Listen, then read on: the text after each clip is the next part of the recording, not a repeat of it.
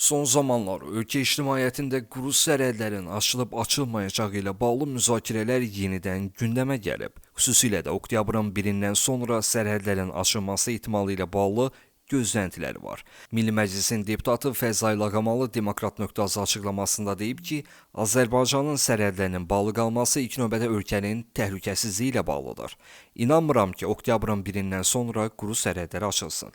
Təhlükəsizlik məsələsi bizim üçün çox önəmlidir. Hazırda nə şimalda, nə də cənubda sərhədlərin açılmasına imkan verəcək real şərait mövcuddur.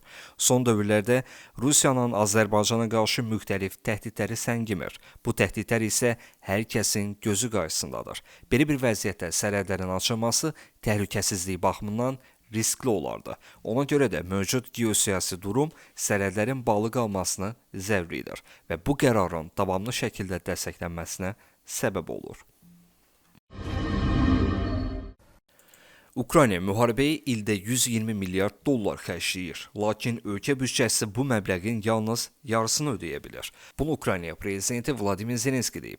Ümid edirəm ki, bu müharibəni bitirəcək. A planı müharibəni bitirməkdən ibarətdir. B planı isə 120 milyard dollardır. Bu, böyük çağırışdır, deyə Zelenski qeyd edib. Rusiya qüvvələri Aleksandro Kalinovski istiqamətində Konstantinovka yaxınlığında döyüşür. Artıq Pleşevkaya kəndinə daxil olub. Bu barədə Rusiya Silahlı Qüvvələrinin baş qərargahının rəhbəri Valeri Gerasimov deyib. O bildirib ki, Rusiya qüvvələri bir neçə istiqamətdə irəliləyir.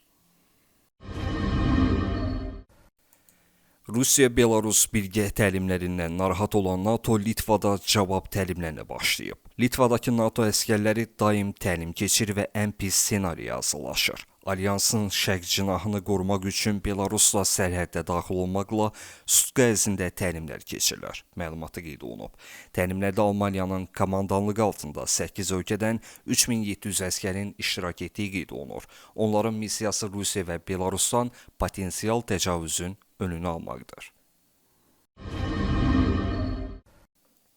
Azərbaycan Diaspor Təşkilatının rəhbəri Rusiya vətəndaşlığından məhrum edilib. Moskva şəhərinin Azərbaycan Milli Mədəni Muxtariyyatının sədri Bəxtiyar Həsənov Rusiya Federasiyasının vətəndaşlığından məhrum edilib.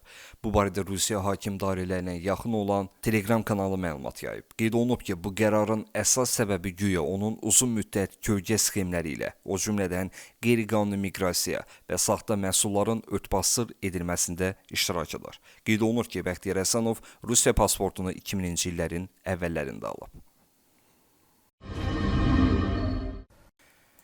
Rusiya prezidenti Vladimir Putin başa düşməlidir ki, Ukraynaya qarşı müharibənin davam etdirilməsinin, o cümlədən Polşa və Rumıniyanın sabitliyinin pozulmasının ağır nəticələri olacaq.